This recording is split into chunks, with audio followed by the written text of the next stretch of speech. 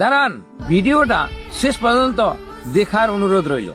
এই দেশে একজন চতুর্থ শ্রেণীর কর্মচারী বা চাপরাশি হওয়ার জন্য সরকারি পরীক্ষা দিতে হয়, এটা আমি বুঝি, কিন্তু আমি মনে করি এই দেশের নেতাদের নেতা হওয়ার জন্যই একটা ইন্ডিয়ান পলিটিক্যাল সার্ভিস পরীক্ষা থাকা উচিত। If you have a minimum qualification to become clerk, you need to have minimum qualification for politicians as well.